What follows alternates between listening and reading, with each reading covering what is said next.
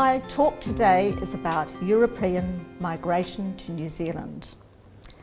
And it's in two parts. The first part focuses on the various eras of migration and the schemes developed to attract migrants. And the second focuses on where to find the records, if they exist. Abel Tasman is credited with the discovery of New Zealand in 1642, but Captain James Cook arrived in 1769 and he fully explored the coast and mapped it. After Cook's discovery, sealers and whalers were the earliest known immigrants to set up camp. Many of these were temporary migrants in search of items to trade. A few married Maori women and fathered children, but documentary evidence is lacking. Our first immigrants were Thomas Kendall, who was a schoolmaster, a justice of peace, and a self-appointed leader of the station. John King, a shoemaker and rope maker, and William Hall, a carpenter, together with their families and servants. Also with them was the Sydney magistrate, Samuel Marsden, and he is credited with preaching the first sermon in New Zealand on Christmas Day in 1814. They arrived in the brig Active, supposedly on the 19th of December 1814, but also another date is the 22nd of December 1814, and I'm not sure which one is true. A real character that came to New Zealand was James Ready Clendon. He was born in Deal in Kent in 1800. And he was a ship owner and a trader with his brother. Most of his trade was dealing with transporting female convicts from England to Australia. In 1826, he married Sarah Hill in Sydney. And as was the custom in those days, wives and children travelled on the ships. He arrived in the Bay of Islands as a ship owner and trader in 1829 and purchased 220 acres in the Hokianga. In 1838, he had become the first United States consul in New Zealand, and he was a witness to the Treaty of Waitangi. He was president of the New Zealand Banking Company and the owner of New Zealand's first bank, which opened at Korirako, now known as Russell, in 1840. In 1855, his wife Sarah died after having borne him 6 children. In 1856, he married an 18-year-old Jane Cochrane, who was the daughter of an Irish-born Dennis Cochrane of the Hokianga, and his wife Tekawai Tefota. They had a further 8 children. After settling in Rawene in the early 1860s, Clendon House was built. And after Jane's death, this was given to the New Zealand Historic Places Trust, and it's now available for visiting. James Clendon died in 1872. Now, major migration periods, there were a great many, but the major ones were the New Zealand Company, which the period from 1839 to 1850, the provincial government period from 1853 to 1870, the Vogel government period from 1871 to 1888, and the Social Security period from 1886 through to 1910. And I'm just going to have a little look at a couple of those periods, just to show you what happened. The Waikato scheme, that was an immigration scheme, and it was from 1864 to 1865, and 13 ships brought settlers from Scotland, from England, Ireland and South Africa to Auckland. 4,000 settlers arrived to settle in the Papakura, Franklin, Pukekohe, Tuakau and Clevedon districts, as well as a few other towns, small, surrounding that. And here are the list of ships. It's interesting to note that 5 of them came from South Africa, 3 from Scotland, 3 from England, 2 from Ireland. We generally only hear about the later ones, those from Scotland and Ireland, and there are a lot of celebrations being held in this year because it's the 150th anniversary of their arrival. Now here are some typical advertisements of that were in the newspapers in England, and I know you won't be able to read them, so I'm just going to read a little bit from them. This first one here from the Bristol Mercury in 1858 says, "Immigration to Canterbury, New Zealand. The provincial government of Canterbury are giving assisted passages to agricultural labourers, shepherds, carpenters and other country mechanics and domestic servants." And this one here in 1841, which was when the New Zealand Company was starting up, says, "Immigration to New Zealand. The Court of Directors of the New Zealand Company hereby give notice that they are ready to engage 60 working men to form part of the expedition of the second colony, which will sail from London on the 25th of next month. These labourers are required for the surveying department. They must be married and under 30 years of age. Wages on an agreement for 2 years to be 28 shillings per week, to commence on embarkation with a free passage. Some foresters will be required, and only first-rate workmen will be engaged. The strictest inquiry will be made as to character. The wives and children will have a free passage with the main expedition of colonists to sail in August next." So, that must have been a really attractive bidding, especially as parts of the England were winding down. Another group were the New Zealand Fencibles. In 1846, Governor Grey was approached to get some soldiers out because there was a lot of unrest between the Maori and the early settlers.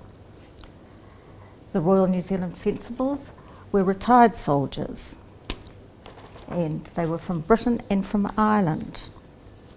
There was over 2,500 men, women and children arriving between the years of 1847 and 1852, and they were provided with a 2-room cottage and an acre of land which they would own after 7 years' service. They settled in the areas of Auckland and Howick, Panmure, Onehunga and Otahu.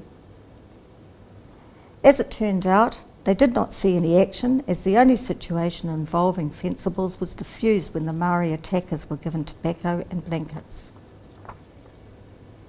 There's more information available on the New Zealand Fencible Society website. The New Zealand Company commenced by Edward Gibbon Wakefield in 1836 as a commercial venture. The investors were promised 100 acres of farmland and 1 town acre, and agents spread the good news all around the rural areas of southern England and Scotland. Areas were settled were Wellington from 1840, Wanganui from 1840, New Plymouth from 1841 and Nelson from 1842. But there were offshoots.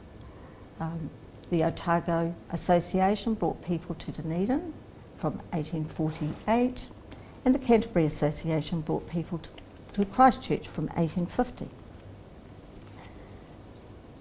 Not well known, but in 1843 the new settlers were short of food and the company was virtually bankrupt.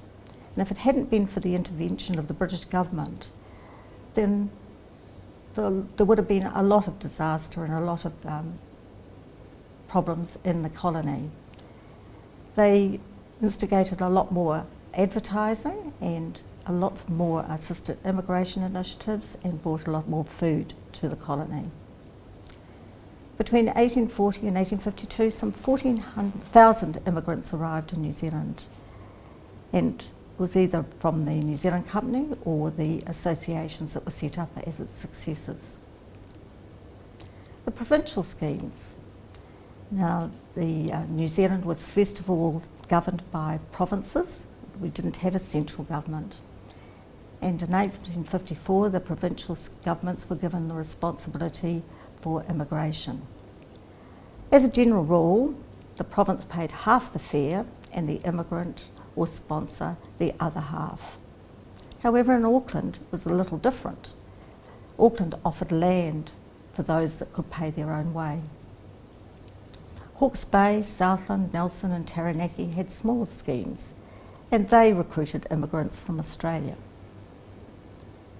Agricultural labourers, builders, bricklayers or masons were the preferred occupations. However, single women were given free passages, and this was to provide domestic servants and wives. Canterbury targeted Scottish immigrants and also the Protestant community of Ulster, especially the single women.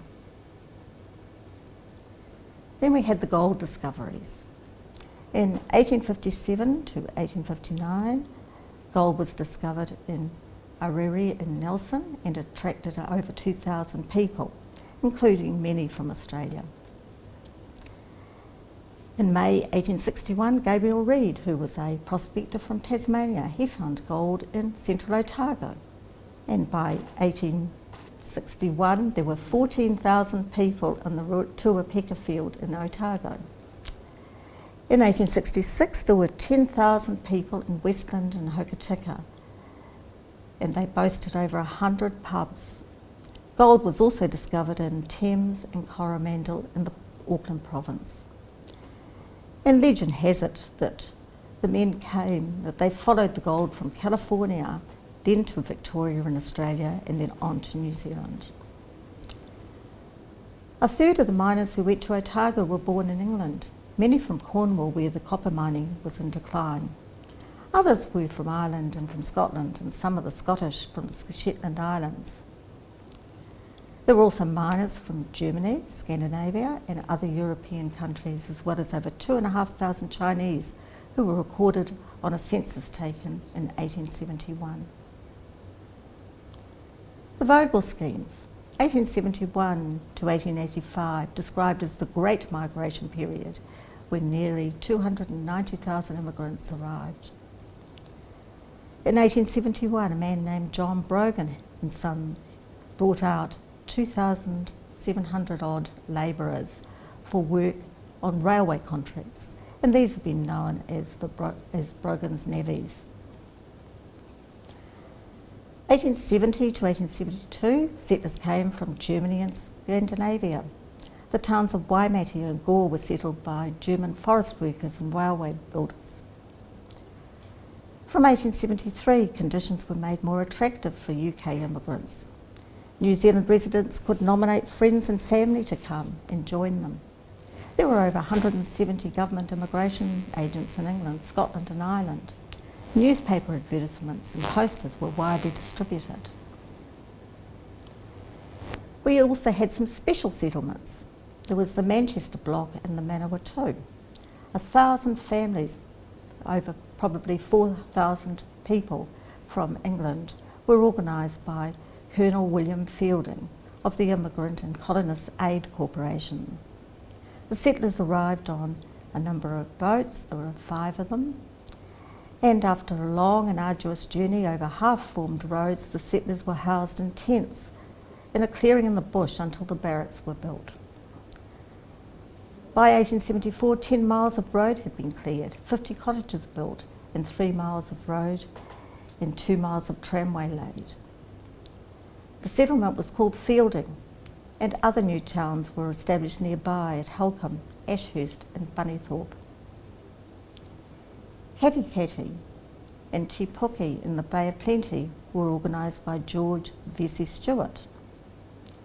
Over 4,000 settlers, many of whom were Protestant families from Ulster.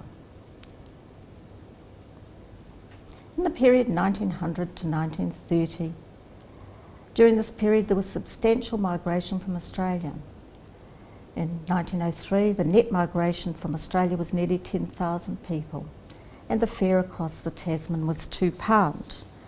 And when I looked up a calculator for that, that would have represented over 400 New Zealand dollars now. But if you look at the wages, a school teacher, which was probably the only one that I could get real good statistics on, they earned £2 per week. that's a male school teacher, a female only earned just over £1 per week. So you can see that, you know, for settlers that were perhaps in the better occupations, such as teachers, they could probably afford it quite easily. Most of the arrivals were single men, and they mostly settled in the North Island. However, the Great War of 1914 to 1918 put a stop to a lot of the long-distance migration. Travel was dangerous and ships were not available.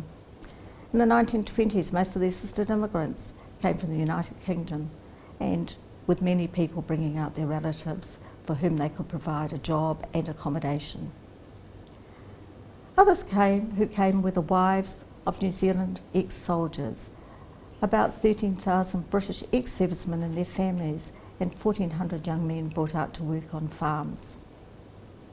The Depression of 1929 essentially put an end to the migration for that period until after the war, as New Zealand was no longer seemed to be an attractive destination. And here we've got a little bit of some statistics on the immigrants to New Zealand by country of origin for the period 1861 to 1961, and you'll see that over 200,000 came from England. From Australia it was over 500,000. Actually that's 2 million from England. Now we move on to where can you find those records, and that's what everybody really wants to see. We have some excellent websites set up by different people, and this one is called New Zealand Bound, and if we just have a little look at that, they have some passenger listings and where they're bound for New Zealand. There's lots of places to explore to find your family. They have a list of passenger lists where they are available, and if you know the years that your people might have come, here's an opportunity for you to just click in and see if your passenger were on these ships. This one that I've highlighted was the Carisbrook Castle, and it was part of the Katikati settlement. It came to New Auckland in 1873. But you'll see listed there lots of other ships with lots of other ports of arrival. As well as the lists of ships, there's often some background information. This information on the Carisbrook Castle was taken from a newspaper, and with some corrections of names. Denise and Peter's homepage sets out lots of passenger lists, and you can just click into them. My family came out on the Queen of the North. It only made one journey to New Zealand, so it was reasonably easy for me to find when I knew that they came to New Zealand on that ship. Patrick Campbell was from Tyrone in Ireland, and he said his age was 30. I think his age was more like 50. But there was some immigration restrictions, and it seemed to be easy to put their ages down. And he came with his second wife, Sarah, and 3 children from his first wife, who had died in Ireland. Now there's a little thing here that says trans to S up here and trans to S here, and that means trans to the single women's quarters. Any child over the age of 12 would, if they were a female, went to the single women's quarters, and if they were a male, they went to the single men's quarters. Here's Gavin's page, and he lists the ships that came to New Zealand with the various schemes. I've clicked on the one of the Royal New Zealand Fencibles because you can see that all the ships that brought those people to New Zealand. And I've clicked on the passenger list. And you can see that there's quite a lot of information there, and giving you their regiments, their names, their positions, if they came with any family, and the district that they come from. Auckland City Library has a really good website where you can insert a name and see if anything comes up. I've clicked on that, and I have got some passengers, some waddles. And you can see here that they come on the Maheno, which departed from Sydney and arrived in Auckland in 1821. It gives their names, their occupations, their ages and their places of birth. A lot of information. Many of our libraries in New Zealand have similar sorts of databases, not quite the same as Auckland Library, but similar. So it's well worth having a look there if you know which area your people were living in, because it's likely that that's where they had arrived. Here's some further information about the Waddells, just showing a few more people, including returning soldiers and a soldier that was with the Royal New Zealand Fencibles. Family Search has got a really good database that they've got from New Zealand, Archives New Zealand passenger lists from 1839 to 1973. They keep adding to this information, and on it there I was able to find the original passenger list of my Patrick Campbell, who arrived, as I said before, on the Queen of the North in 1874. If we click through to the record, we see that, and we know we can actually have a look at the original passenger list, and here it is outlined. This also will tell you how much the cost of the voyage was, how much the passengers actually paid, and how much was owing to the government at the end of it. Some of these lists, like this one, are very faint and often difficult to read, but if you manipulate your screen, I'm sure that you can get the same results I have.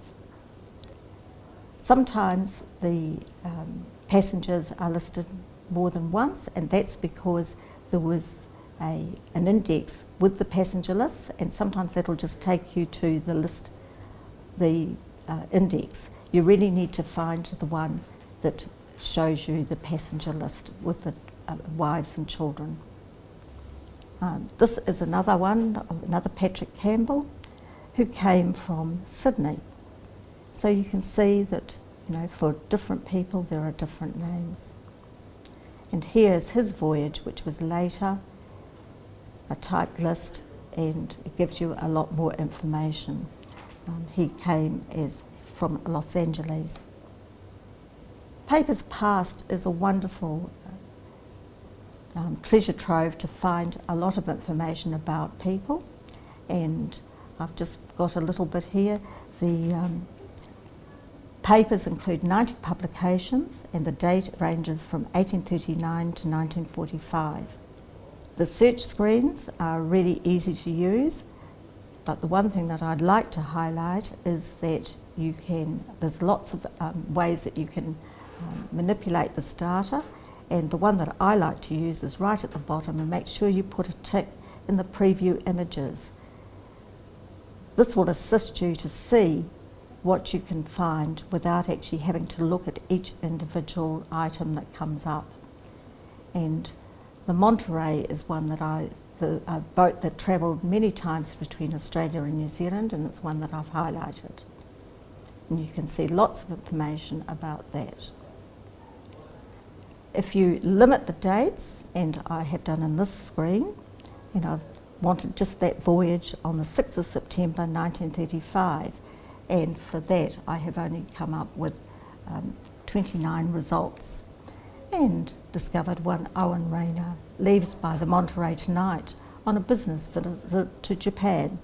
Now if that was your family, wouldn't that be wonderful to find? Here's some more about the Monterey. You can find things about the actual ship itself, how many passengers they were carrying, the line it belonged to, and wouldn't this be great additional information to put into your family history? You can often find the vessels due out today, or due in, the ones that are expected, and they're from various ports in Australia and New Zealand.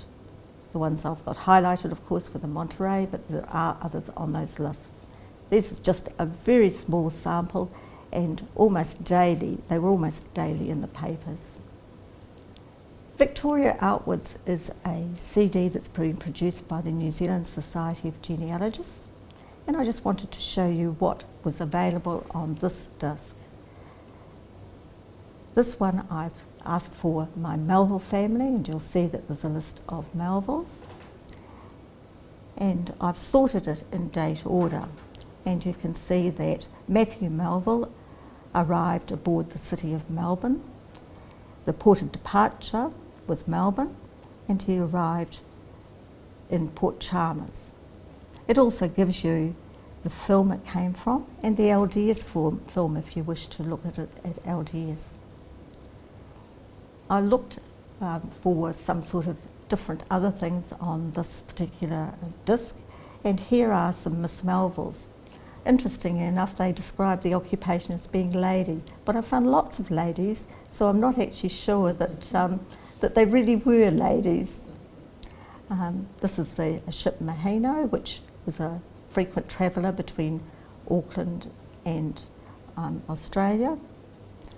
This one, the port of departure was Melbourne, and the port of arrival was Hobart. So it's not just New Zealand ships, it is other ports. I think the thing in common is the port of departure being Melbourne, or the port of arrival. If we go back to our Matthew and just have a look, we can also find out a bit of information about the actual ship, and this shows us who the captain was or who the master was, and its tonnage. It tells you how many adults and children he had aboard, and gives you the agent and the immigration officer. So that's additional information that's often helpful for expanding your family history.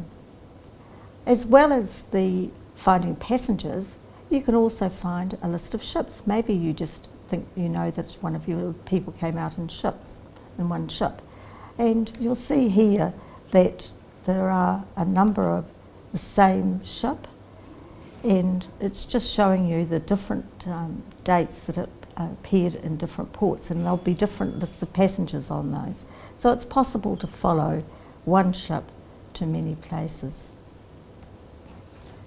And just as an example, I brought up the Public Record Office of Victoria, which also has a search of these ships from Victoria.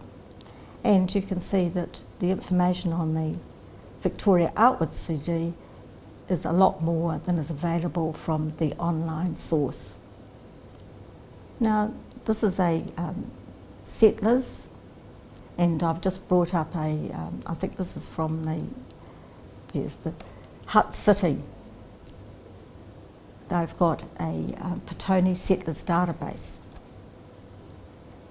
and the search results bring up a whole lot of things, and it's possible to drill down into the ships. So it's actually a really useful source of a lot of information. And if you just keep drilling down, you can bring up a whole lot of information about the people that you're looking for. I didn't have anybody coming into Wellington, so my example is probably not as good as it could have been. There are also excerpts from the journals. This one's from the Surgeon Superintendent Journal, and I think it's always worthwhile to read these because this gives you additional information that you can add to your family history. I found them quite interesting. On the 7th of November, it's recorded that there were no complaints as to rations, either quantity or quality, and Mr. Mills can never make the quantity which he receives. Don't quite know what that meant. Tells you about the weather. On the 20th of February, the weather was very fierce, the wind very horrible, and land in sight. So really interesting things that you could add to your family history. This slide here gives you some information about how many adults and how many children, and the amounts paid to the surgeon, and gives you some information about the vessel itself, where it was built and the measurements. I think that some people would find that fascinating. The New Zealand Society of Genealogists has some CDs for sale which can be helpful to your family history. A return of the freeholders of New Zealand as of October 1882. That lists all the settlers, or most of the settlers that came to New Zealand and had land allocated. I was really surprised when I was researching very early on and found that my people, who I thought were really, really poor, they actually were listed here because they owned their land. They still owed money on it, but they owned their land.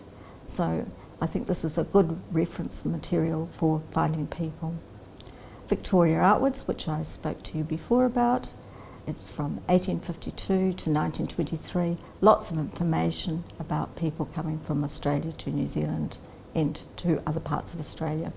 Discharged to New Zealand, that's soldiers of the Imperial Foot who were discharged to New Zealand between 1840 and 1870. Another useful CD if you've got soldiers that came in that period. Littleton Times, there's extracts of births, deaths and marriages between 1851 and 1891, is published in the Littleton Times, and often these record events from further afield than Christchurch, in fact probably most of the South Island. And the Kiwi Index, which has over 10 million entries covering many resources available. However, to purchase this disc you do need to be a member of the New Zealand Society of Genealogists. It is a member-only resource, but well worthwhile. So family history is cool. Thank you.